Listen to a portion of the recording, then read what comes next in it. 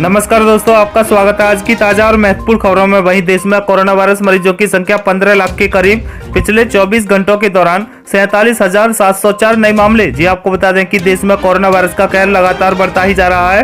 पिछले 24 घंटों के दौरान कोविड-19 के सर्वाधिक 47,704 नए मामले सामने आए हैं और 654 मरीजों की मौत हुई है। देश में कुल पॉजिटिव मामलों की संख्या बढ़कर 14,83,157 हो गई है, जिसमें से 4,96,988 सक्रिय मामले हैं और 9,52,744 लोग ठीक हो चुके हैं। कोरोना वायरस से अब तक 33,425 लोगों की मौत हो चुकी है। अगली बड़ी खबर, पश्चिम बंगाल में 31 अगस्त तक लॉकडाउन, लेकिन बकरीद के दिन सब कुछ खुलेगा। जी आपको बता दें कि कोरोना के बढ़ते मामलों के बीच पश्चिम बंगाल की मुख्यमंत्री ममता बनर्जी ने राज्य में लॉकडाउन को लेकर नया फैसला लिया है। सीएम ने कहा है कि राज्य में 31 अगस्त तक लॉकडाउन को बढ़ाया जा रहा है। इस दौरान हफ्ते में 2 दिन संपूर्ण लॉकडाउन रहेगा।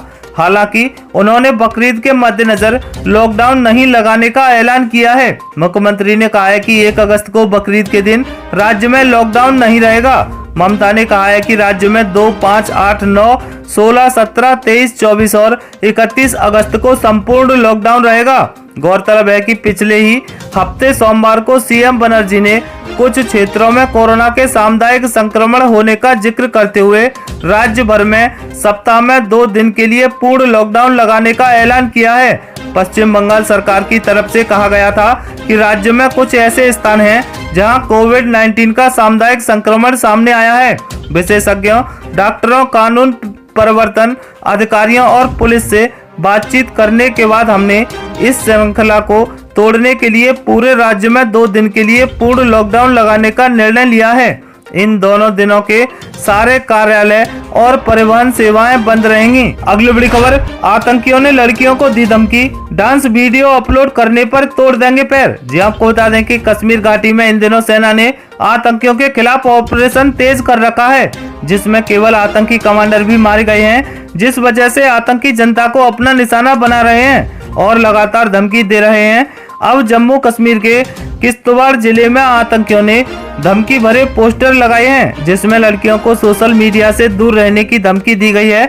जम्मू के किश्तवाड़ जिले में सेना ने सभी आतंकियों का सफाया कर रखा है, जिस वजह से अब वो युवाओं को अपना निशाना बना रहे हैं। अब वहां के कई घरों के सामने पोस्टर चिपके मिले हैं, जिसमें आतंकियों ने लिखा है कि लड़कियों के लिए ये एक चेतावनी है कि वो डांसिंग वीडियो सोशल मीडिया पर पोस्ट ना करें।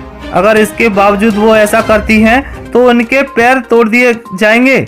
ये पोस्टर उर्दू और अंग्रेजी दोनों में हैं।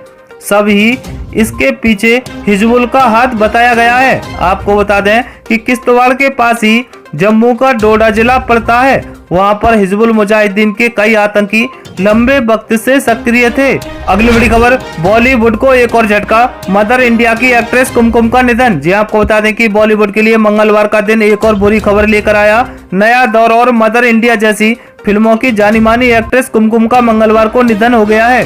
कुमकुम की 86 साल की उम्र थी। वह लंबे समय से बीमारी का सामना कर रही थी। उनकी मौत के बाद मशहूर एक्टर जगदीप के बेटे जावेद जाफरी ने ट्वीट करते हुए जानकारी दी। अभिनेत्री कुमकुम 100 से अधिक बॉलीवुड फिल्मों का हिस्सा रही हैं। कुमकुम के निधन पर मशहूर एक्टर जगदीप के बेटे जावेद जाफरी ने ट्वीट किया है। उन्होंने लिखा है कि हमने एक और रत्न खो दिया है। मैं बचपन से उन्हें जानता था, वह हमारे लिए परिवार थी, एक शानदार कलाकार और एक शानदार इंसान। भगवान आपकी आत्मा को शांति दे। अगली बड़ी खबर, राम मंदिर भूमि पूजन वाले दिन हो सकता है आतंकी हमला, रॉ ने जारी किया अलर्ट। जी आपको बता दें कि उत्तर प्रदेश के अयोध्या में 5 अगस्त को होने वाले राम मंदिर के भूमि पूजन के कार्यक्रम पर आतंकी हमले को खतरा मंडरा रहा है। इसके लिए देश की खुफिया एजेंसी रॉ ने अलर्ट जारी किया है। रॉ ने अपनी रिपोर्ट में कहा है कि पाकिस्तानी खुफिया एजेंसी ISI ने भारत पर बड़े हमले की साजिश रची है। योजना के तहत लश्कर और जैश के आतंकवादियों को अफगानिस्तान में विशेष आतंकी ट्रेनिंग कराई गई है। खुफिया एजेंसी रिसर्च एवं एनालिसिस बिग रॉ के मुताबिक पाकिस्तान ने 3 से 5 आतंकियों को भेजा है। भूमि पूजन के कार्यक्रम के साथ साथ स्वतंत्रता दिवस कार्यक्रम पर भी आतंकी हमले की साजिश है। सुरक्षा के लिहाज से जम्मू कश्मीर और अयोध्या में सुरक्षा के पुख्ता एहतियात किए गए हैं। रिपोर्ट के मुताबिक एक गुट भारत में प्रवेश भी कर चुका है। बाकी गुट जल्द ही भारत में प्रवेश कर सकते हैं। आईएसआई ने इन आतंकवादियों को साफ तौर पर निर्देश दिए हैं कि उन्हें किसी भी हमला नहीं करना है। अगली बड़ी खबर, फ्लिपकार्ट ने लॉन्च की 90 मिनट डिलीवरी सर्विस। जी आपको बता दें कि ई कॉमर्स की प्रमुख कंपनी फ्लिपकार्ट ने आज अपनी हाइपर लोकल सेवा फ्लिपकार्ट की शुरुआत करने की घोषणा की। इस सेवा के तहत अब इसके ग्राहक को केवल 90 मिनट में डिलीवरी मिलेगी। फ्लिपकार्ट ने हाइपर लोकल डिलीवरी मॉडल विकसित किया है। इस सुविधा के तहत उपभोक्ताओं को किराने का सामान, डेयरी मांस उत्पादों, मोबाइल इलेक्ट्रॉनिक सामान, स्टेशनरी आइटम और होम एक्सेसरीज से अलग श्रेणियों में 2000 से अधिक उत्पाद 90 मिनट के अंदर उनके दरवाजे पर होंगे। इस सुविधा का लाभ उठाने के लिए उपभोक्ताओं को अगले 90 मिनट में ऑर्डर या अपनी सुविधा के अनुसार 2 घंटे का स्लॉट बुक करना होगा।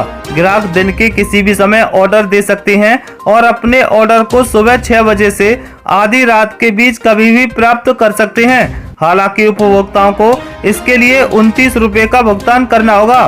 पहले चरण में इसकी शुरुआत बेंगलोर से होगी। अगले कुछ महीनों में इस सेवा का विस्तार अन्य शहरों में किया जाएगा।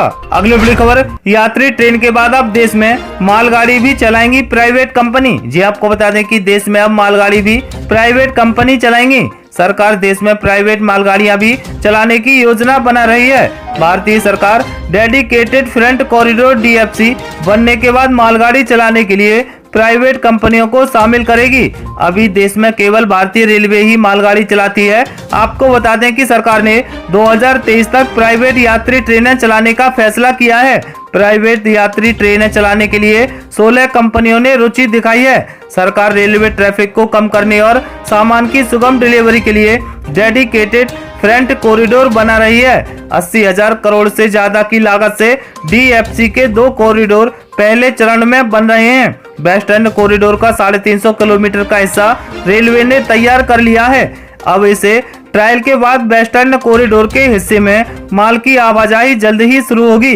वेस्टर्न कॉरिडोर नोएडा के दादरी से शुरू होकर मुंबई की जवाहरलाल नेहरू पोर्ट ट्रस्ट तक बन रहा है। दूसरे चरण में 6 नए कॉरिडोर बनने हैं, यानी देश के चारों हिस्सों को डेडिकेटेड फ्रंट कॉरिडोर से जोड़ा जाना है। अगली बड़ी खबर, सोना असली है या नकली, ये बताएगा मोबाइल ऐप, सरकार ने किया लॉन्च। जी आपको बता दें कि केंद्रीय उपभोक्ता एवं खाद्य मामलों के मंत्री रामविलास पासवान ने सामान से जुड़ी कोई भी शिकायत, लाइसेंस, रजिस्ट्रेशन और हॉलमार्क की सत्यता की जांच के लिए BIS ऐप लॉन्च किया है। इस ऐप की मदद से उपभोक्ता घर बैठे अपने गोल्ड की परख चेक कर सकते हैं। यह ऐप बताएगा कि आपका सोना कितना खरा है और कितना नहीं। इस ऐप के लॉन्च के साथ ही यह भी घोषणा की गई है कि अगर किसी सामान या गोल्ड को हॉलमार्क नंबर या रजिस्ट्रेशन गलत पाया जाता है तो ग्राहक इस ऐप के जरिए तुरंत इसकी शिकायत भी दर्ज करा सकते हैं। BIS ऐप को किसी भी सामान की सत्यता की प्रामाणिकता को जांच करने के लिए लॉन्च किया गया है।